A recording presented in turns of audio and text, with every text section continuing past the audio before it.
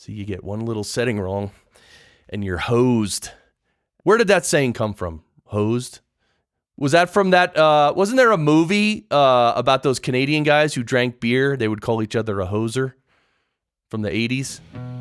All right, let's get this started. Yes! Oh! Welcome, everyone, to the Podcast Engineering Show. My name is Chris Curran. Yes! We're here to talk about podcast production and the deeper audio aspects of podcast production. I'm Chris Curran. I produce podcasts for big companies and authors and stuff like that. And every week on this show, we bring you podcast production techniques on a silver platter. I have a background in audio engineering in the music business. And when I entered podcasting, I realized that helping to teach and train podcasters is good work to do because it really helps everyone sound better. And not a lot of podcasters know a lot about audio. So that's where this show comes in. If you want to learn about audio, learn how to make your podcast sound better, that's what this show is for. And if you implement the best of what you learn here, your podcast will sound a lot better and you'll spend less time producing them because time is money. And today we have an amazing guest. His name is Rayburn. He's an audio and acoustic consultant. He's a fellow of the Audio Engineering Society. He's a member of the Acoustical Society of America and all kinds of specialties, legislative sound systems, church sound, acoustic measurements, audio DSP programming. Okay, is this sinking in?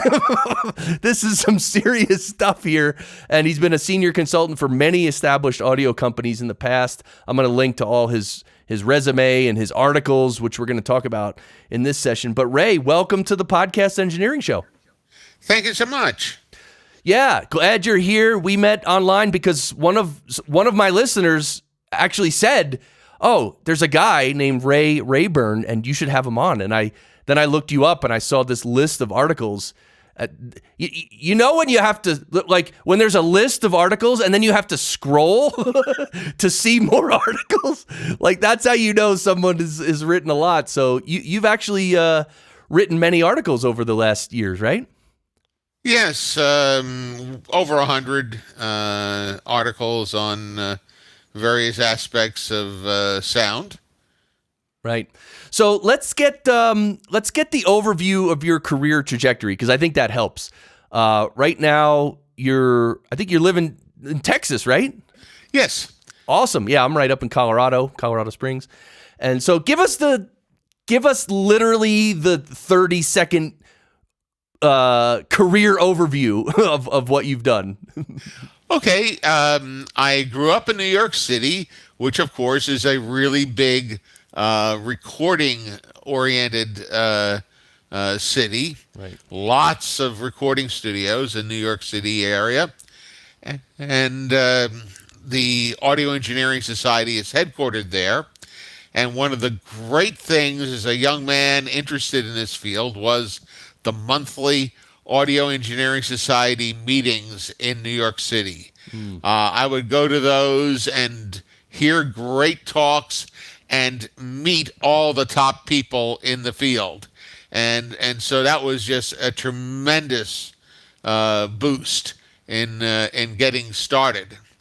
So I started off in the recording studio business and then did some recording, but also designed and built studios. And probably the most famous was when Saturday Night Live went stereo.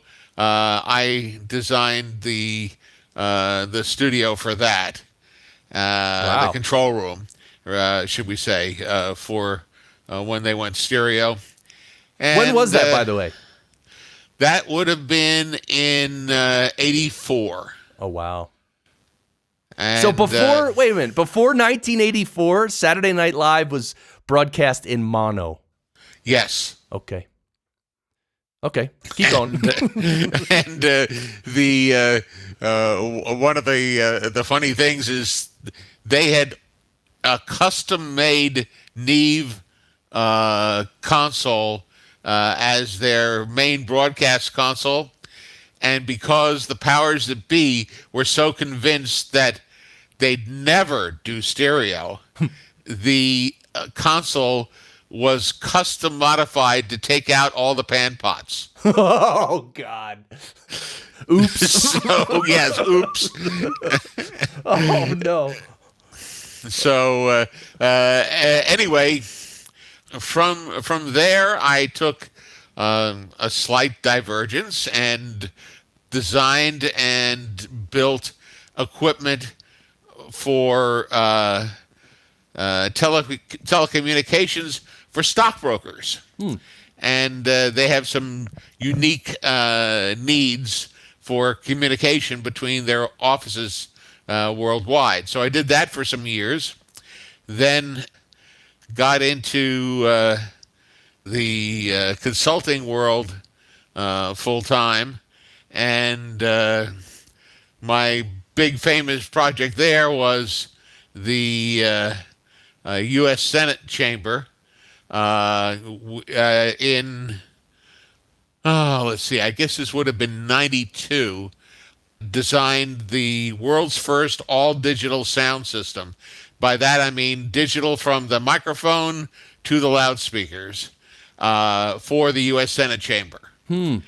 And then in 2006, I designed an updated system for the Senate. And in between, I did just about all of the U.S. House and U.S. Senate hearing rooms. They have something like 110 hearing rooms. And then also did a lot of just other consulting for projects, including the now unfortunately torn down Georgia Dome and the Camden Yards ballpark, and many other systems. Sweet. And now you're, I forget? Yeah, I did forget to mention that you're actually selling microphones on the web. I'll put that link. It's called superlux.us, and so wired mics and wireless mics and all that. So if you're listening to this and you want to check that out, the link is in the show notes.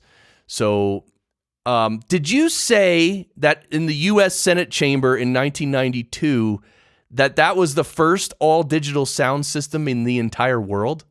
Yes. Wow. And so you just got that phone call one day? Someone's like, hey, we want to upgrade this. Can you come over? Well, no, it's a government project, which, of course, that means it takes forever. Okay. They had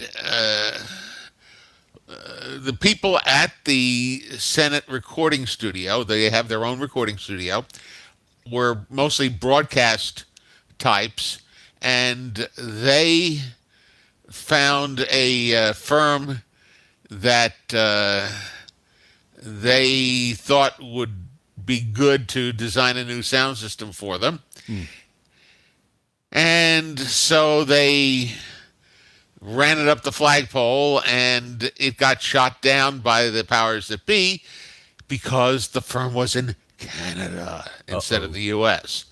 And so they were told that they needed to have it done by a U.S. firm. So they wound up going with what at one time was one of the largest, if not the largest, audio and acoustics consulting firm in the U.S. That was Joyner Pelton Rose here in Arlington, Texas. Now, the project dragged on and dragged on and dragged on. I think Joyner Pelton Rose got involved in like 87 or 88, somewhere around in there. And the let's put it this way. The firm changed names and key people left several times before the project was finished. Oh, wow. And anyway, in 91, I think it was, or end of 90, I moved to Texas to join the firm, and the gentleman who had been the lead consultant on the Senate project left, and I wound up taking it over and doing the last portions of the design, and also supervising getting it built. And again, this was, as I said, the world's first all-digital sound system, where from the end of the microphone cable, the signal was turned into digital, and then it was transmitted around the facility, all in digital form. All the signal processing and mixing and everything was all done in digital. And then all the way on out to the loudspeakers. It came into the loudspeakers in digital form, and then got converted to analog, went through a little power amp, and drove the loudspeaker. Wow. And so, but wait, speakers? Like, where do they have speakers in the Senate? Like outside so people can hear what's going on? Or they have speakers in the Senate room? In every senator's desk, so that's 100 desks, there's a loudspeaker under the desktop. Oh. There's a loudspeaker. Oh, I see. And then each senator has their own microphone hanging on the side of their desk. And when you pick up the microphone, it turns the microphone on, so the senator can then talk, and then shuts it off when they hang it up. Interesting. And then besides those, there's another 6 or 8 microphone loudspeaker pairs in the front for the leadership positions, and then up in the gallery there are loudspeakers, tiny loudspeakers on the backs of the seats. Oh. For the public gallery, up around curves around 3 sides of the Senate chamber. Interesting. So with all those speakers in the room, I know it's a big room, but are the speakers themselves turned down? Because doesn't the whole chamber get filled with just reflections and craziness? Or yes, indeed, and in fact, there's no acoustic treatment in this room. So yes, that is one of the real challenges, and one of the ways this is done to keep the system from going into feedback is every one of the 100 loudspeakers on the senator's desk gets a different mix. And you can basically consider it to be like 100 by 100 matrix mixer. Whoa. with 100 microphones coming in and 100 loudspeakers going out. And so a given senator's microphone does not feed his own loudspeaker. Got it. And it only feeds the loudspeakers around him at a very soft level. And then as you move away from the senator's seat, the loudspeakers get more and more level. Wow. And so that way the person across the room can hear clearly, but you don't have feedback. And there's a number of other tricky processing things being done to prevent feedback, but that's one of the key things. Right. Yeah, that's for those listening who are knee deep in the podcasting industry. That's what the podcasting industry calls a mix minus. It sends a mix. Exactly. Yeah. So, but way more intelligent because like the desks next to a microphone, like you said, they play back barely the audio from the mic next to it, and as you move away from the mic, it plays back more. More. That's pretty cool. Wow. Yep. And part of the reason for the this being an all-digital sound system was to enable this 100 by 100 mix minus to happen, because if that was attempted in analog, one of the real problems was settings drift. Oh. And it would be really difficult to get the system to stay stable if it was done in analog, right, as opposed to digital, where since it's all numbers, it doesn't change. And so you can do really complex processing and have it stay stable because it's in digital. Right. So you mentioned settings drift. I've never heard that term that way. Like, what do you mean by that? Like, just like someone could twist some dials in the middle of the night, like the cleaning guy could twist some dials in the control room. No, I mean to the point that when you're trying to do a mix minus, you have to have a very precise setting, and the controls themselves, the volume controls themselves, and the circuitry around them drifts very slightly with temperature and age. Oh. Normally, for smaller systems, that wouldn't matter. But trying to do I've been saying 100 by 100 is actually more like 108 by 120 right, mixer. That gets to be really tricky to A, set up in the first place, and B, have it stay stable over time. Mm. Okay, so I have so many questions to ask you. This is crazy. So, okay, you mentioned this whole system was digital. What happens if the whole digital system crashes? Is it like easy to reboot? Like you just kind of like reboot it or something? Because I would imagine that could be a nightmare, right? Oh, yes. And as a result, well, okay, every senator's desk has its own little DSP processor in it. And so if one desk were to go out, worst case, you lose a desk, and a senator could lean over and borrow the microphone from, the senator the next desk over. Right.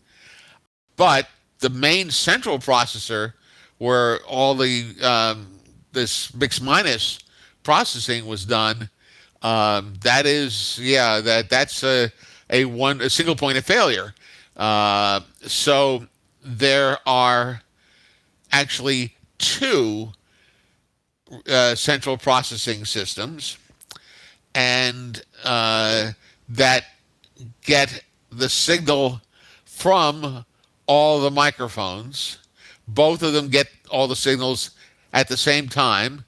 Of course, it's in digital form. And then the sound system operator, now this sound system is to a large extent fully automated, but there's still an operator there just to keep an eye on things. And the operator gets to manually pick which one of the central processors is being used. And so therefore, if there was a problem, he could just press a button and he's on the other processor and they're still going. Got it. And the the standard practice is on odd numbered weeks you use one processor, and even number of weeks you use the other processor. And so they're all being they're both being used regularly and Maintained and everything. Yep. yeah. And then from that first system, they had a couple of desk units that had failures and need to be have something repaired and replaced, but they had spares. And the central processors, they had one of the central processors had a power supply failure, and they had a spare power supply on hand. And so they'd use the other processor while the one that had failed was repaired. And it's sort of amusing to me that that was the between 92 and 2006, when this system was in use, that was the only failure of the central processing. Wow. Was when that power supply died. Interesting.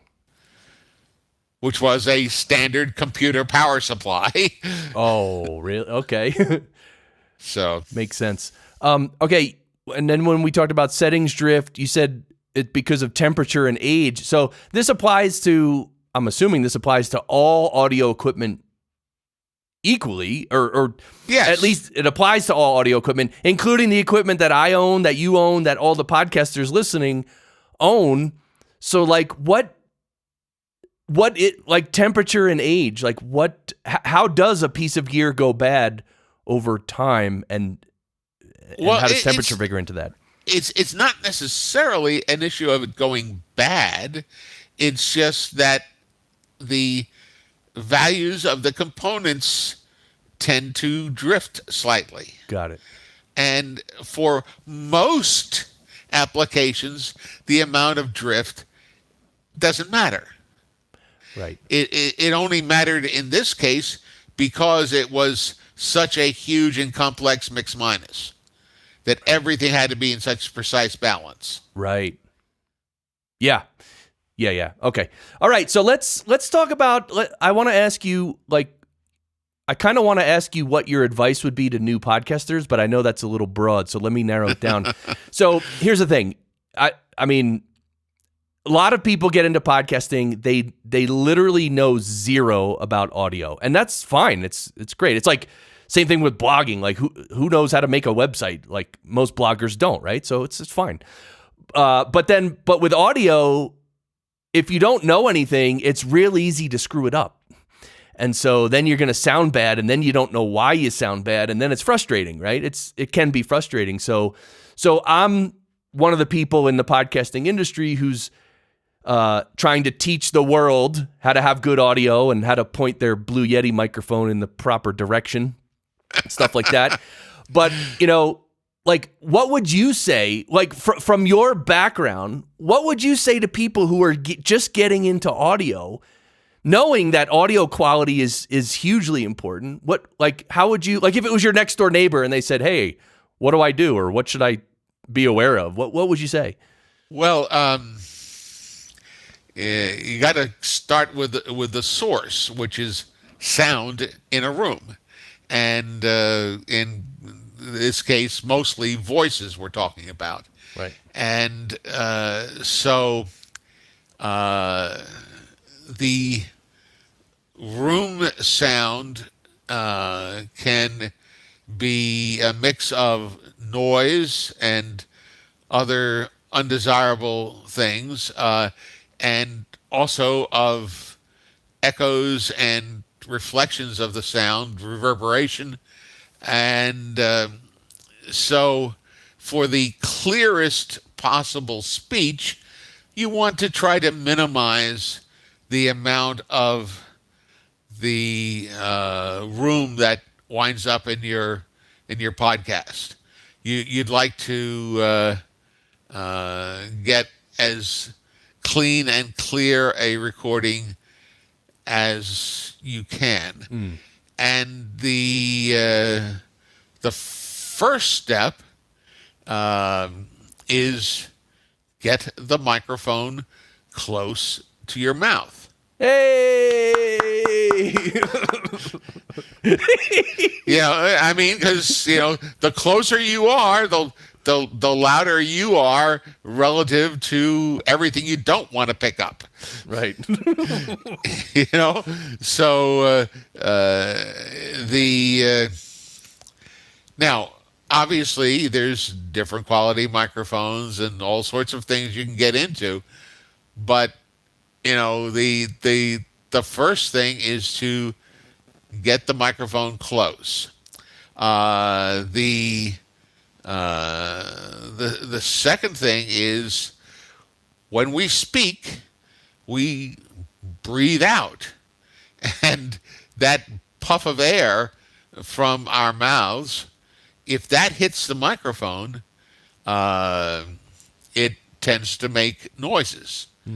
And so there's pop filters and things like that can help attenuate that sort of thing. But the simplest thing is just put the mic close to the mouth, but slightly to one side, so that blast of breath from your mouth doesn't hit the microphone square on. Got it. Totally, yeah.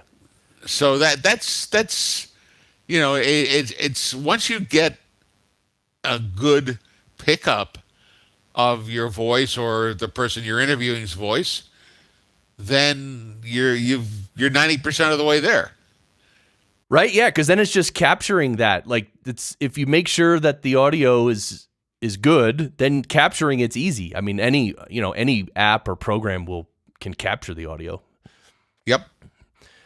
Okay, so now let's go back to the Saturday Night Live control room. Because I thought of another question about this. So in 1984, when you helped Saturday Night Live update their control room to stereo, and of course they had a Neve console. You said previously that where they took out all the pan knobs. So what did you replace the whole console then? I'm assuming. No, because a lot of what is part of a Saturday Night Live program is just spoken word, and the sketches and stuff that they do, and so for that they're forced to be mono. Neve console was fine, but the music part, they wanted that to be in stereo, and so what we did is we set up a separate stereo music mixing room.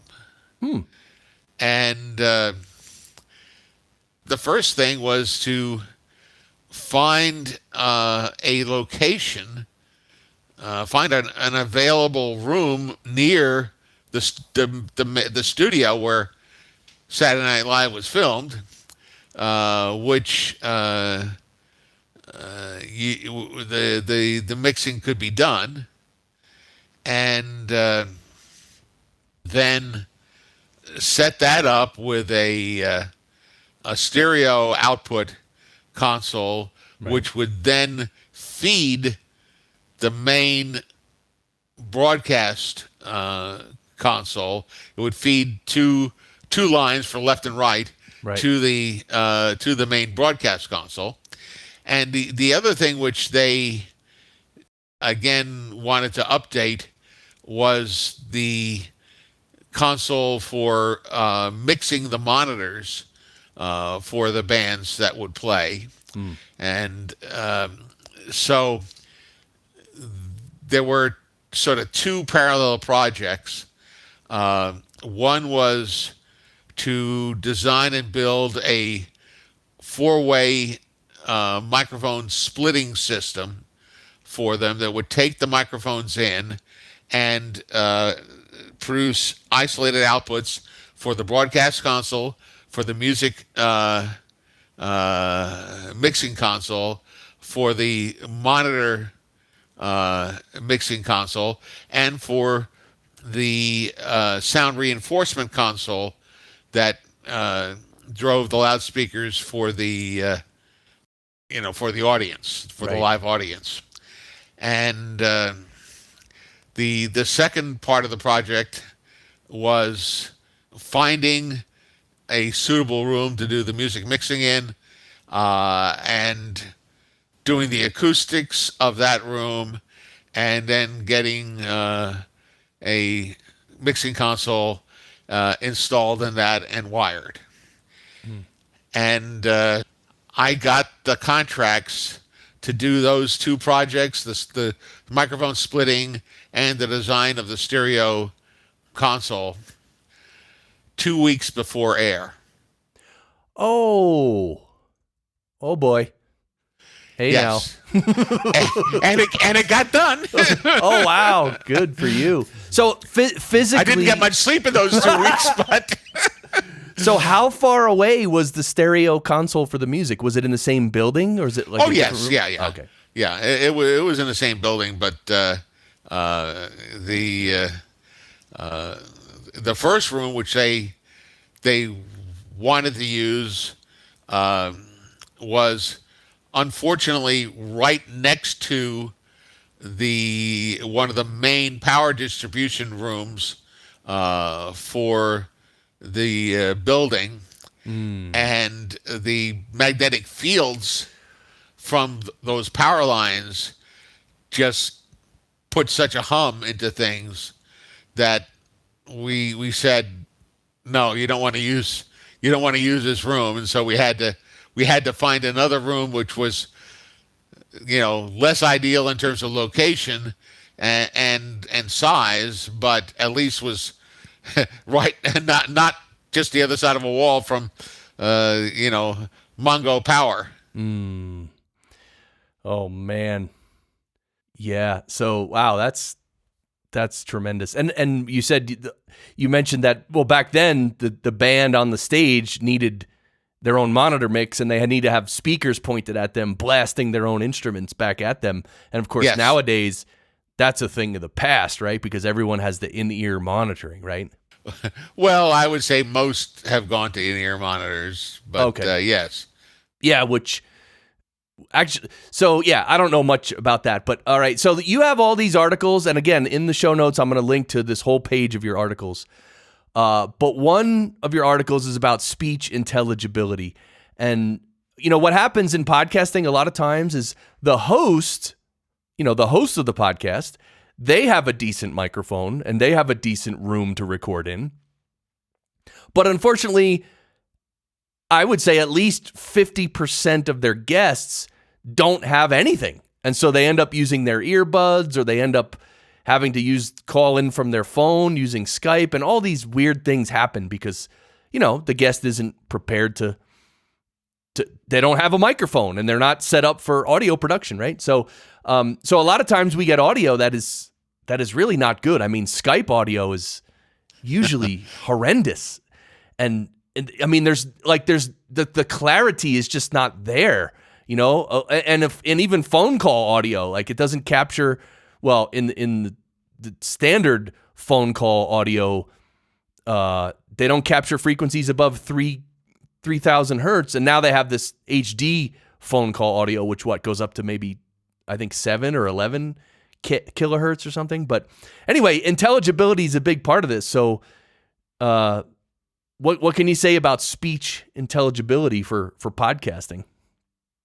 Well, speech intelligibility for pretty much anything.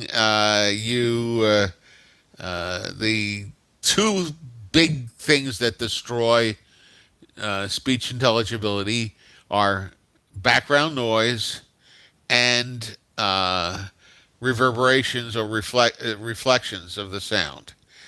Then going on to things that are more particular to, as you say, the podcasting type of thing, where you have a long distance transmission. The transmission means is they're trying to reduce the amount of bits having to be sent across the internet, and as a result, this can impact the speech quality. So that's why you get different qualities of speech with different systems. As you mentioned, there's different technologies that the different companies use, whether it's Zoom or any of the other companies that do this transmission, and none of them are really sending the voice at the full possible quality.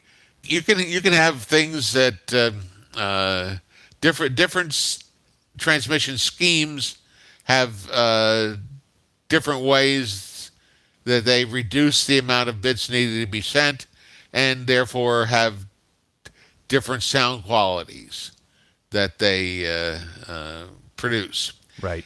One thing which might help people, one of the first schemes for reducing the number of bits needed to transmit audio, what's known as MP3. And the MP3 bitrate reduction scheme, you can have different compression ratios. In other words, the amount of bits output from the MP3 encoder can be lesser or greater. And if you have a very high bit rate coming out, so there's less compression, you get better quality. And if you are getting something with you selected a really low bit rate, so it doesn't take much space sent across the internet or as a file, but that also reduces the quality of the sound. Right. So it's a trade-off. Totally. Yeah, it makes sense. I mean, that's it. It's a trade-off because we're dealing with the internet, and the how much data you can transfer safely in a given amount of time. Like, it's all dependent on the internet, which can be, irregular or glitchy or both and all that. Yes. I really want to ask you about wireless stuff because you're into wireless mics, and you even sell some wireless mics, and you even represent some Lectrosonics microphones, which, by the way, my friend Michael Helms, which is Michael the Sound Guy, and he does the Location Sound podcast. Everyone, go subscribe. Anyway, he uses Lectrosonics microphones a lot, and he loves them. He literally raves about them. But my question is about wireless in general. I've bought several wireless systems in my life, and I must admit they were not very expensive, meaning maybe a few $100 for, let's say, a wireless handheld microphone kind of thing. Yep. I've also had wireless, lav mics, and I don't think I've ever owned a wireless system that didn't screw up the audio with glitching, these little squealing things. Like, it has never worked perfectly. Sometimes it works well, but then there seems to always be weird problems that have to do with the wireless transmission.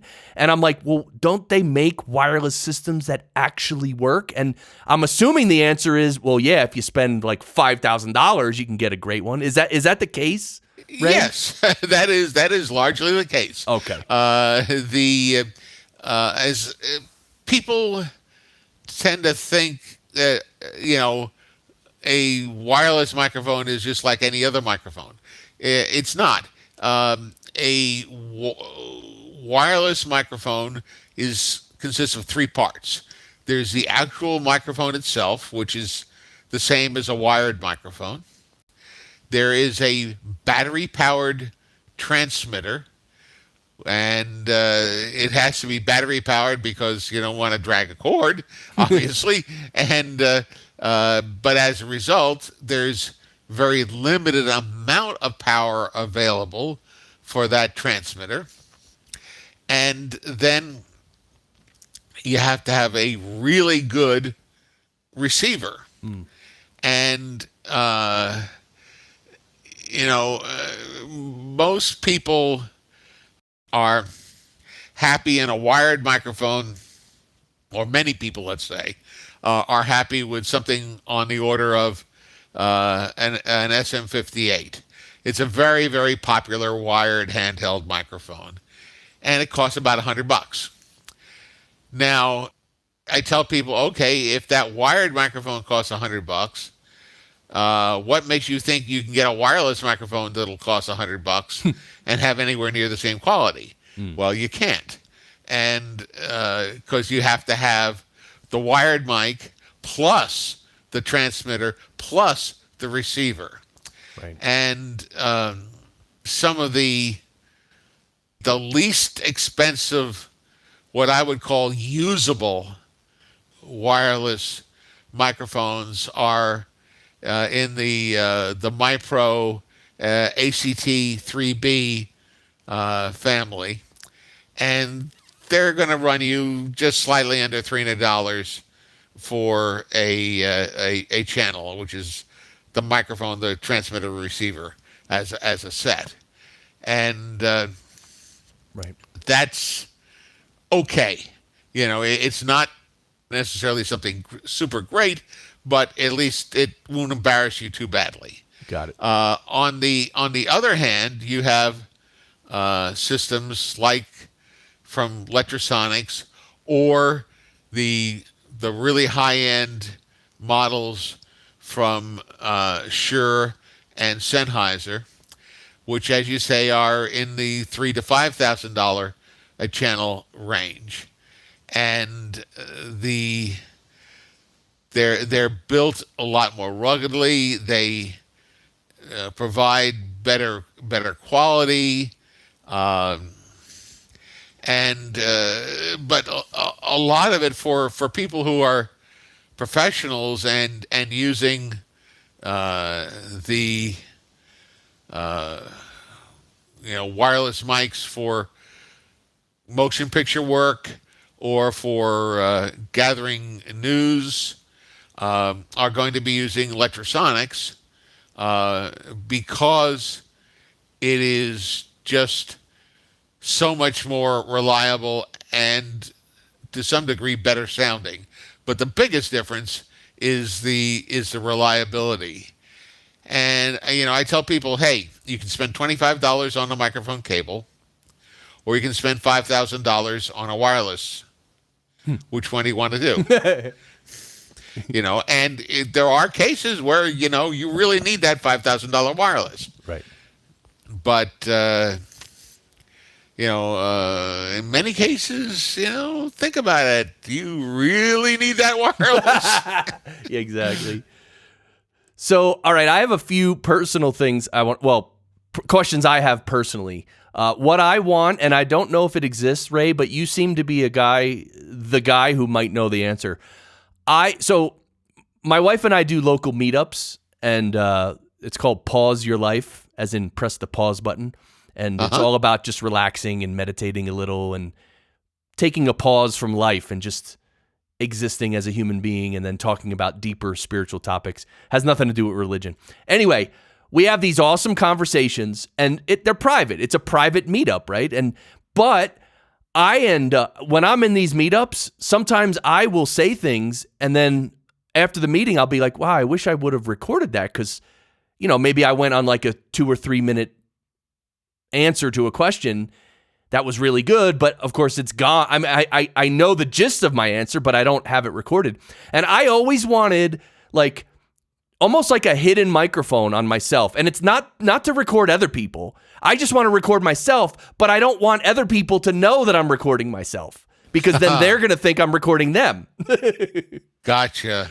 So is there like a weird little hidden microphone thingy that I can have that if I go on any, like a 5-minute lecture, then I can come home, download that off my recorder, and then actually maybe release it as part of a podcast or something? Yeah. There. Should we ask the FBI or the CIA? No. In fact, it was one of the big news magazines. I don't know, Newsweek or Time or one of those. This must have been 15 or so years ago. Had an article on bugging and spying techniques and so on, and they had this cover picture of this microphone, and in the description they said that this was a microphone from some unknown manufacturer, which they had no idea who actually made this very tiny microphone. What was hilarious was that the manufacturer's logo was plainly visible on the side of the microphone. Okay. And it was a company you've probably never heard of, called Knowles, but they make a lot of really tiny microphones, and their big customers are the hearing aid business. Oh. Okay, which obviously they need, a really tiny microphone, and Knowles also makes some really tiny drivers, little like microscopic loudspeakers, which are used to drive your ears in a hearing aid, and which are also very often used in the in-ear monitors that you mentioned that a lot of musicians use. Oh. But Knowles does not sell to the public. You have to buy 100. I mean, last time I checked, which has been a long time ago, but you had to buy a minimum quantity of 100 microphones for them to talk to you. Ray, you gotta get if you can get in touch with your contact at Knowles and get me something, man. I need something. I'm just kidding, of course. I'm kidding. Yeah. Well, anyway, there's Knowles and a number of other companies that make the really, really tiny microphone capsules, which then various companies repackage and turn into microphones with cords attached that someone could use. And one of the first such microphones was produced by Countryman, which is a California-based company that makes a lot of ear set and lapel type microphones. And they came out with this really tiny microphone, which they called a B3, which used a Knowles capsule in it, and really sounded pretty good, and was very tiny. And since then, there are even smaller microphones. Countryman makes what they call a B6. That's about half the size of the B3. And MyPro, the wireless mic company, makes a microphone that is roughly the size of the Countryman B3, and Sennheiser makes what they call the MKE2, which is again about the same size as the Countryman B3, and these are really good broadcast quality microphones that are mighty tiny and therefore relatively easy to hide. Got it. All right, and I just want to make sure everyone understands that I only want this type of microphone for when I'm in certain places where I'm going to be speaking. It's only to record me. So I don't want anyone thinking that I'm trying to like somehow secret microphone, secretly record everybody I meet and all that. It's not like that. So, but yeah, there are a lot of suitable microphones. As I say, three of the companies would be Countryman and Sennheiser and MyPro that make them. Sanken is another Japanese company that makes some really tiny, very high quality microphones. So yeah, there's a lot of possibilities out there. And of course, a lot depends upon how much money you want to spend. Yeah, I was going to say, everything you mentioned is probably really expensive. It's like the smaller it gets, the more expensive it is. Yes. Well, probably the cheapest in the ones I've mentioned would be this MyPro. Great, hold on, let me look up the model number. Because, yeah, look it up. And I just want to tell everyone, because we didn't mention this in the beginning. Normally we do a speed round on this show where I ask you about your microphone and your signal chain and have you describe everything. But because you're actually not a podcaster, Ray, right? Correct. Yeah. So I just want to let everyone know you're using an old school headset right now. And, yes. And so anyway, I'll obviously process it and mix it in post. But anyway, just wanted to mention that if anyone was wondering like what mic you were using, it's just a regular old school headset. Yes. Okay. The MyPro MU55LX. It's 4.5 millimeter diameter, and on a cord that's probably more like 2 millimeter diameter. And it comes with a connector on the end intended to fit a MyPro wireless belt pack transmitter, but you can use it with an adapter to plug it into, convert it to XLR and plug it into any normal input that would take a professional microphone with an XLR connector. Got it. And the microphone and adapter together is under $90. Oh, wow. That might be one I should try. What was the model? MyPro? MU55 LX. MU55LX. Got it. Okay, cool. Yes. I'm taking notes. And so that is that's $51 plus some shipping, and the adapter is $34. Nice. All right. Well, Ray, we're coming toward the end of the episode here. I mean, this has been just, with your vast experience, we have not even touched the surface of everything that we could talk about, but this is a good start. So hopefully someday we can have you back and go into deep, other deeper topics. But thanks again for coming on the show, Ray. Oh, glad to. I enjoy talking about audio, and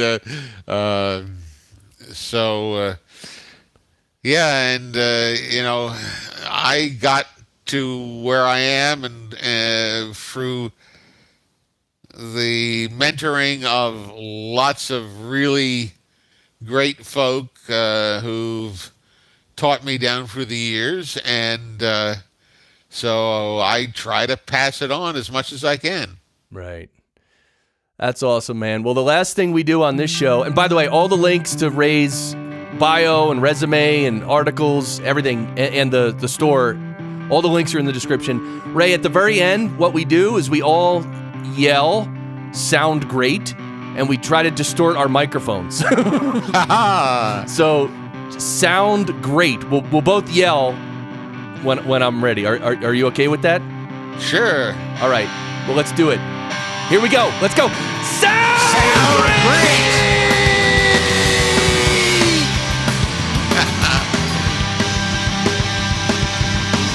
Walk away from me where you can't play that part so well. But you're playing out on me now.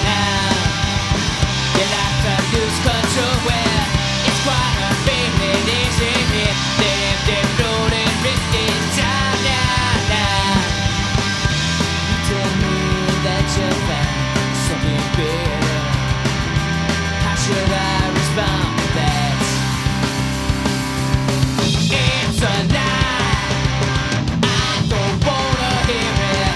What do you want me to say? It's a lie. I don't wanna hear it. You react some everything. You change your attitude where you say I just don't get it now. You say your eyes so far away now. Give up on me where so change your game and give a break. Say I wouldn't understand now. You tell me that you found something better. How should I respond to that? Oh yeah, I say now it's a lie. I don't wanna hear it. What do you want me to say? It's a lie. I don't wanna hear it. You react so angry. I want you to know you will never waste me through.